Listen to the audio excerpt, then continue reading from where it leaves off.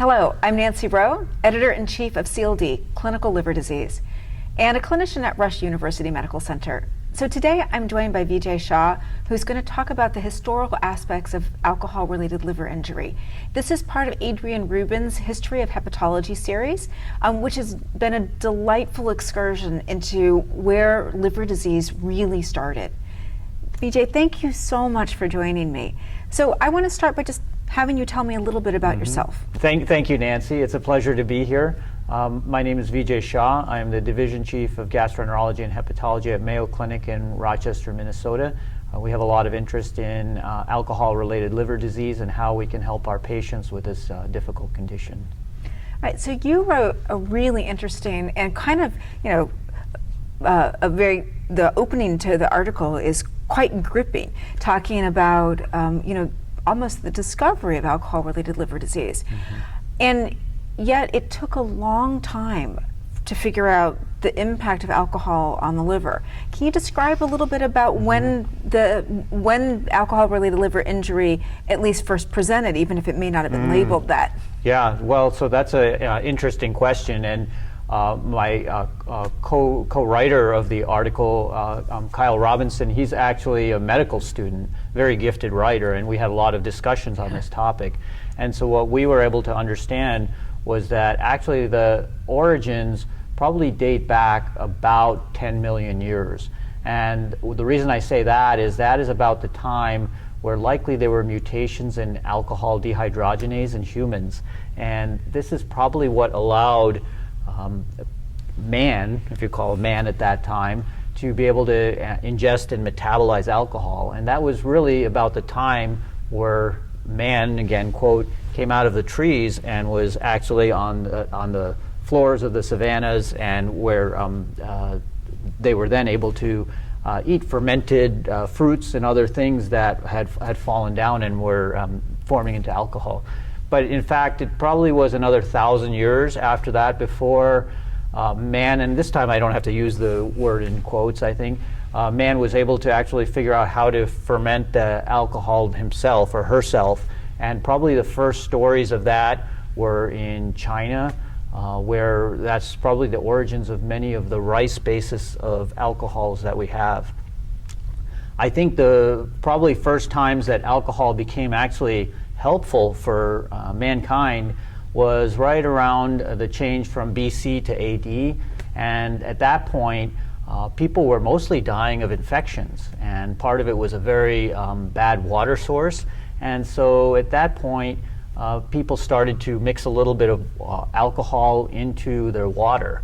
And that's starting probably with the Roman Empire and going along, but you can imagine that this had some problems with it as well. And so it's possible that the Dark Ages may have been darker just because everybody was a little bit tipsy.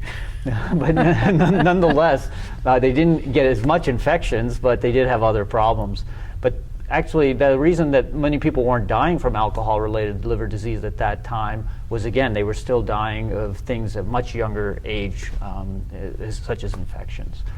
And then I think that with the Renaissance, that's really when things changed, and that's when we started understanding the science of alcohol-related liver disease. And Leonardo da Vinci was probably one of the first to recognize through autopsy studies really the damage that alcohol could do to the liver.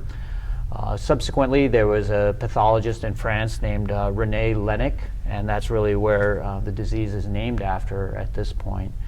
After that, we start moving into more of the science of the, as we know, is current era science, and many of the luminaries from Hopkins who were able to start to actually identify the term of alcoholic hepatitis and put it into a clinical scenario.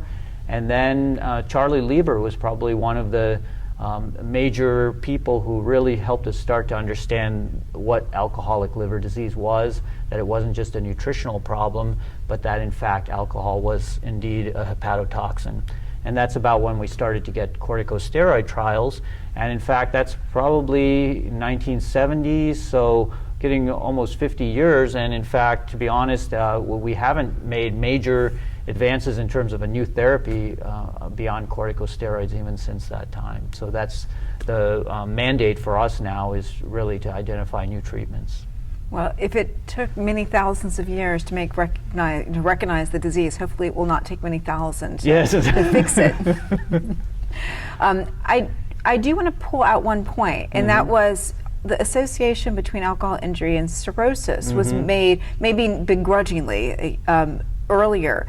But the alcoholic hepatitis definitely lagged. I mean, that was a very different entity, and kind of felt, from what I understand, felt to almost be impossible until they saw it over and over again, and then had to recognize that this was two different ways of presenting with alcohol injury.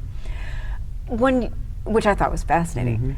When we're looking forward now, how would you tell a clinician to use the historical perspective of alcohol-related liver disease? Well, I think one of the important facets is that alcohol has been with us so long, it's almost ingrained.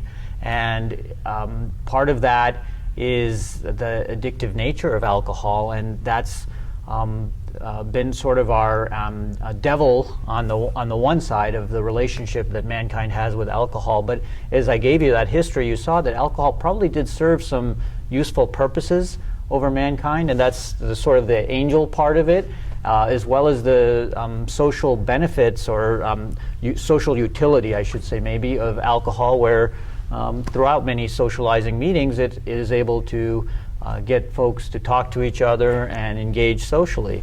And so that's undeniable, that there's things that as a mankind we use alcohol for those kinds of interactions. So I think really looking forward is trying to recognize that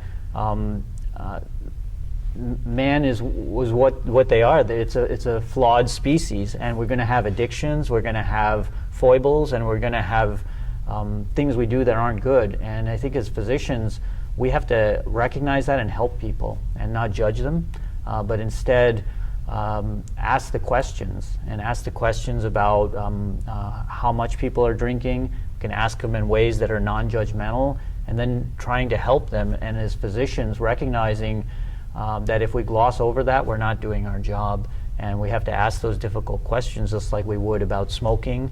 And then we have to help with counseling. And again, that's not part of our training traditionally, but that's probably one of the most important things we can do with how prevalent this condition is, and how it's so, quote, greased into everybody's life.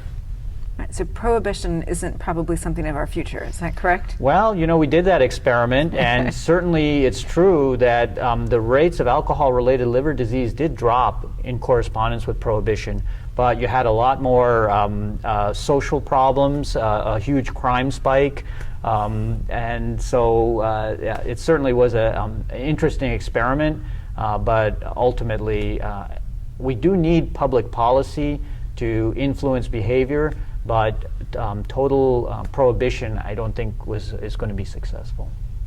Well, thank you again for contributing to this great series.